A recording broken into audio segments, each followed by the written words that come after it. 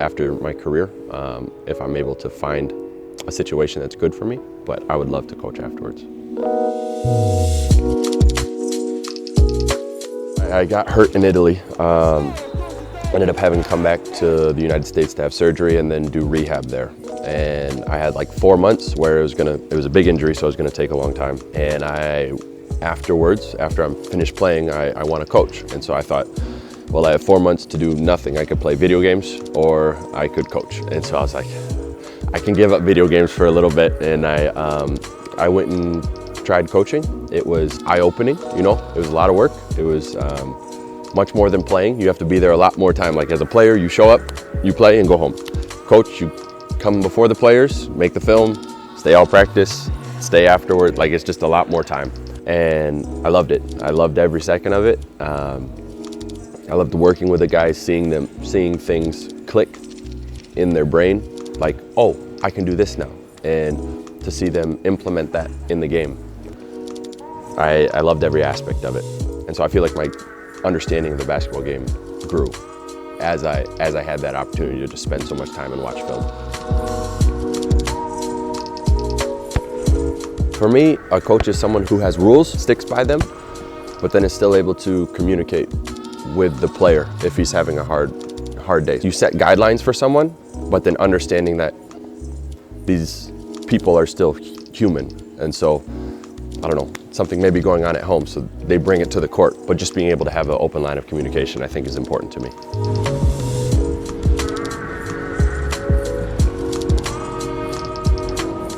I have to be a coach first. I don't know. I hope I would be good. Like I say, I try to see what works well from coaches that I've had in the past, current coaches. See what players respond to well, and then implement that in what I do.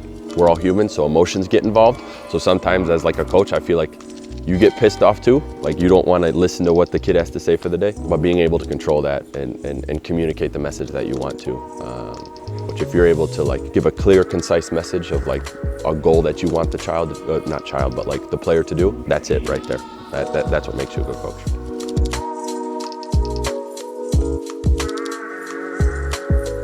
Probably my dad. He was my coach basically until I left high school. He would talk to me every drive home, all this stuff. So we fought a lot. Like we had a very like combative relationship for a long time. During that time, it was a balance of trying to be a dad first and a coach second. So that led to some difficult conversations every once in a while, disagreements, where the balance between being a dad and a coach. And so being able to talk about his experiences, his growth as a player, just understanding what he sees, what I may see in the games when I watch, that has been very enjoyable. Just how I play, philosophies, and even now he watches every game and like calls me, hey, like I think this, I think that. I'm like, okay, thanks.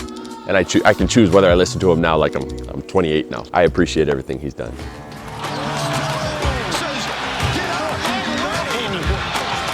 My family has always played basketball. My grandpa, he played in high school and then college. And then my dad played in high school and college, but neither one played professionally. So when I was being brought up, you know, basketball was always in the house, but they encouraged us to play other sports, whether it's football or American football and then European football. But in the end, I was better at basketball, so I just kept playing that.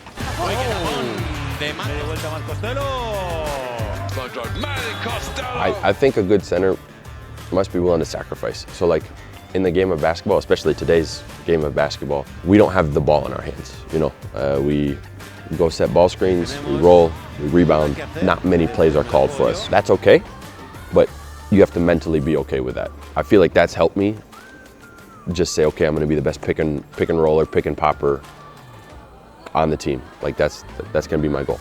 That's why I say being a big guy is about sacrificing. And so that's what I try to do. Nice little drop-off pass to Costello. I would say the IQ for a team and a player is paramount, like the very top priority, because we change games so fast and change players so fast. So to be able to think on your toes and be able to adapt and change is so important. The skill is important, all that stuff, but having a mental capability to be able to change from game to game is so important, because you'll have one game where you play Eddie Tavares, and then the next game you're going to play Nikola Mirotic, and it's like two completely different players, but you have to be able to beat both, and I think that's mental. Beautiful bounce pass, reading the play perfectly as top. I'm enjoying the EuroLeague very much. Every single game here has been hard, and I know we are not having the best year that we normally do, but if you look across all of EuroLeague, every single game is a fight.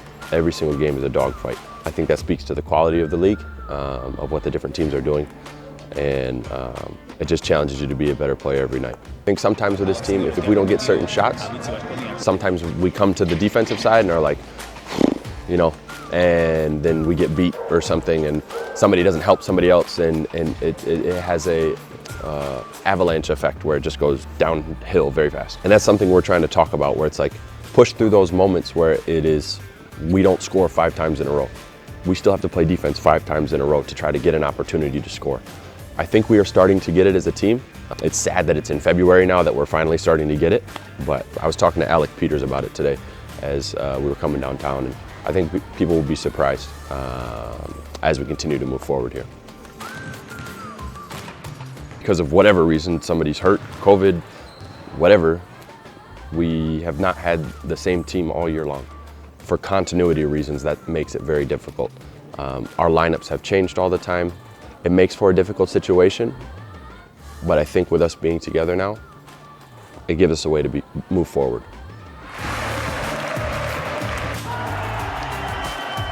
I have heard about the traditions, I've heard about the fan base. To have that is amazing. So that's on us as players. To be able to get that love and admiration for the fans, we need to have that effort every single day.